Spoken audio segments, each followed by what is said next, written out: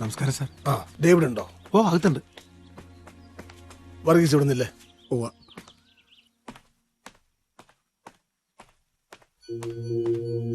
ഈശോയെ, ഇതാര്?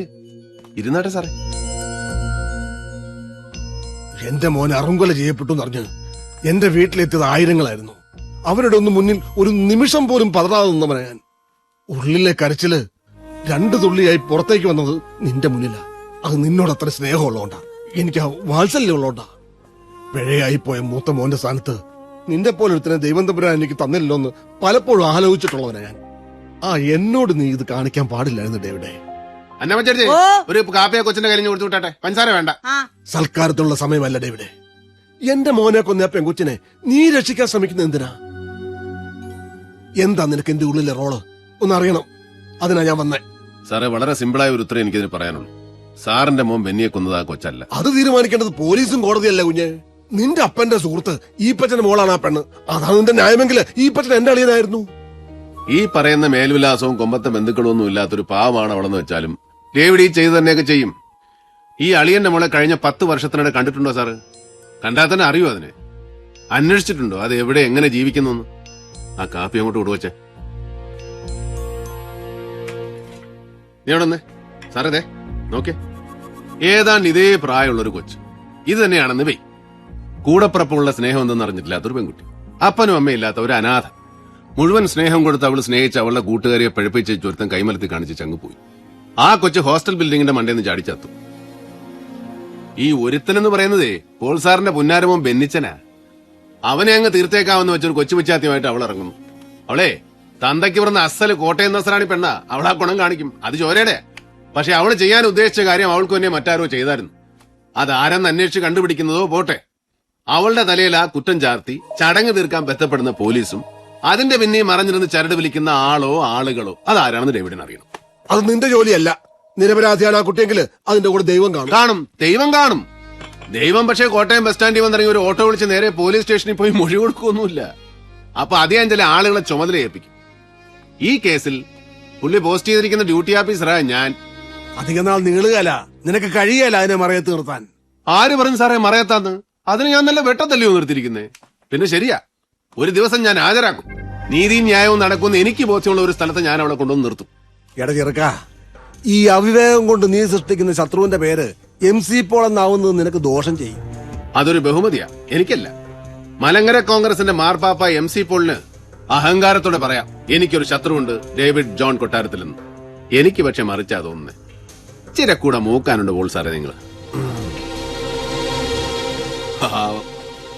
മോനെ കുത്തിമലത്താൻ പോയവിടെ കയ്യിൽ നിന്ന് കാപ്പി വാങ്ങിച്ചു കുടിച്ചോണ്ട് പോകുന്ന പോക്ക് കണ്ടില്ലയോ? ഈ രാജ്യത്തെ ഏതൊരു അഭിഭാഷകന്റെയും സ്വപ്നമാണ് സുപ്രീം കോടതിയിൽ തന്റെ പ്രാവീണ്യം തെളിയിക്കുക എന്നത്. ആ മഹത് സ്വപ്നം 4 നൂറ്റാണ്ട് കാലം പ്രാവർത്തികമാക്കാൻ കഴിഞ്ഞ ശ്രീ നാരായണ സ്വാമി അദ്ദേഹത്തിന്റെ അഭിഭാഷക വൃത്തി ആരംഭിച്ചത് കോട്ടയം ജില്ലാ കോടതിയിലാണ് എന്നുള്ളത് നമുക്ക് അഭിമാനകരമാണ്. അദ്ദേഹത്തെ ആദരിക്കുന്ന ഈ ചടങ്ങിൽ പൊന്നാട അണിയിക്കുവാനായി ബഹുമാനപ്പെട്ട high court chief justice Shri Bhagat Chandra Yadav അവർകളെ ഞാൻ ആദരപൂർവ്വം ക്ഷണിച്ചുകൊള്ളുന്നു.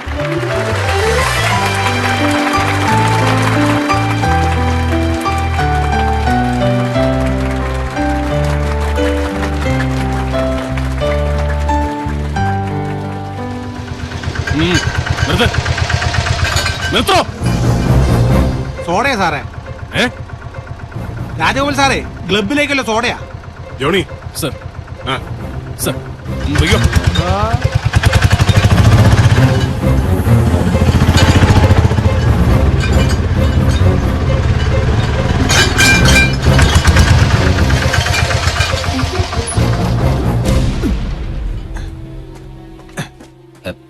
ചേട്ടാ, അടുക്കളയിൽ ആരുമില്ലല്ലോ. എല്ലാരും പ്രസംഗം കേൾക്കാൻ പോയേക്കുവാ, എളുപ്പമാവട്ടെ.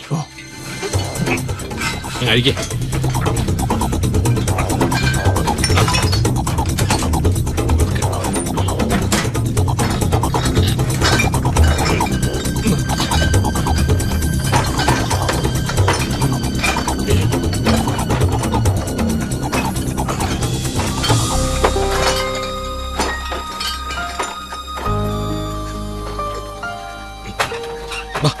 വേഗം ഇറങ്ങി വാ, വാ. ഇനി വാ ചെല്ല്, ഇതിലെ പോ.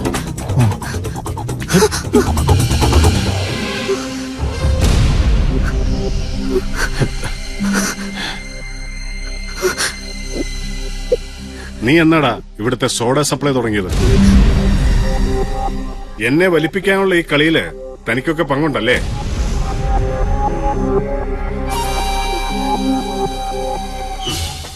വാടിയുടെ മാറിക്കിടാ.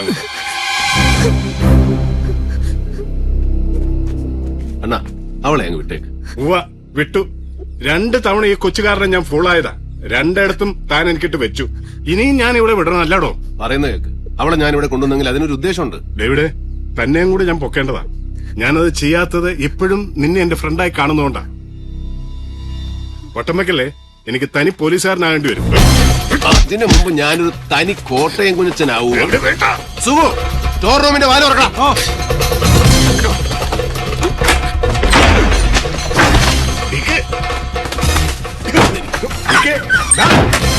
അടുത്തതായി നന്ദി പ്രകടനമാണ്. അതിനായി കോസ്മോ ക്ലബിന്റെ സെക്രട്ടറി ശ്രീ ഡേവിഡ് ജോൺ കൊട്ടാരത്തിലിനെ ക്ഷണിക്കുന്നു.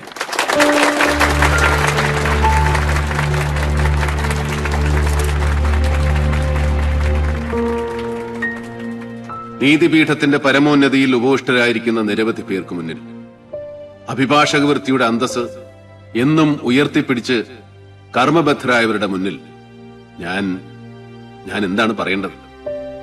നമ്മുടെ നീതിന്യായ വ്യവസ്ഥയെ, നീതി പരിപാലന വ്യവസ്ഥയെ അത്യധികം ആദരിക്കുന്ന ഒരു സാധാരണ പൗരനായ ഞാൻ ഈ അടുത്ത കാലത്തുണ്ടായ ചില സംഭവങ്ങളെ ആധാരമാക്കി, ശ്രേഷ്ഠരായ ചിലരുടെ പ്രസ്താവനകളെ ആധാരമാക്കി ചില സംശയങ്ങൾ ചോദിക്കുകയാണ്.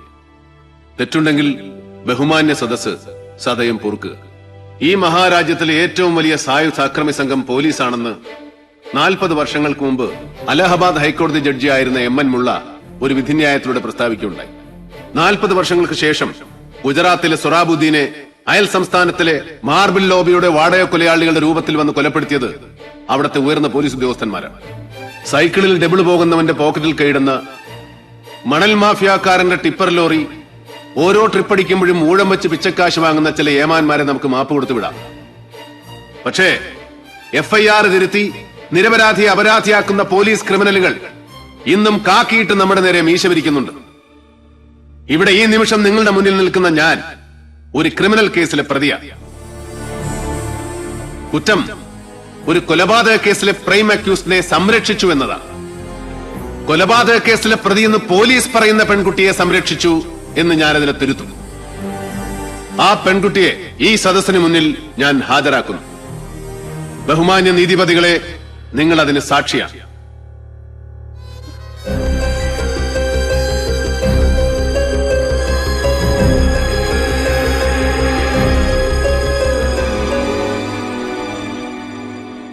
ഡോക്ടർ ബെന്നി പോളിന്റെ വധവുമായി ബന്ധപ്പെട്ട് പോലീസ് തിരയുന്ന പെൺകുട്ടി ഇതാണ്. ഉത്തരവാദിത്തപ്പെട്ട ഏതെങ്കിലും ഉദ്യോഗസ്ഥൻ ഇവളെ അറസ്റ്റ് ചെയ്യാം. പക്ഷേ അത് അവളുടെ നിരപരാധിത്വം തെളിയിക്കാൻ വേണ്ടി ആകണമെന്ന് മാത്രം. അല്ലെങ്കിൽ നിങ്ങൾ സൃഷ്ടിക്കാൻ പോകുന്നത് മറ്റൊരു രക്തസാക്ഷിയാവാം. ബഹുമാനപ്പെട്ട സദസ്സിനെ ആ മഹത് വാക്യം ഞാൻ ഓർമ്മിപ്പിക്കുക. 1000 അപരാധികൾ രക്ഷപ്പെട്ടാലും ഒരു നിരപരാധി പോലും ശിക്ഷിക്കപ്പെടരുത്.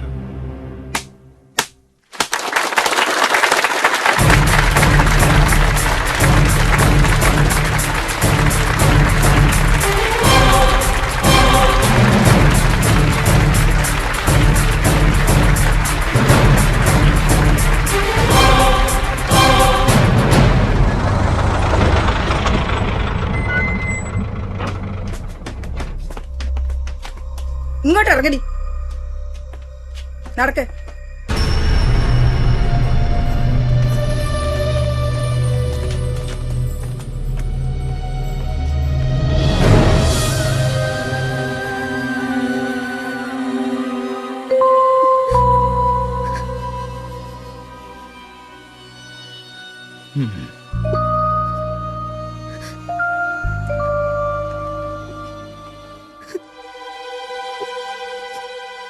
ധൈര്യം കൈവിടരുത്.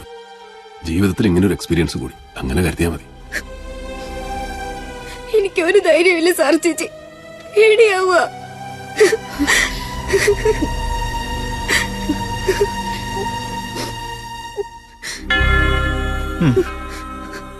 ഈ ബൈബിള് വെച്ചോ, ഒരാശ്രയത്തിന്. ഇതിൽ മനസ്സ് മുഴുകുമ്പോ ഒരു ധൈര്യം കിട്ടും. ചെല്ല്.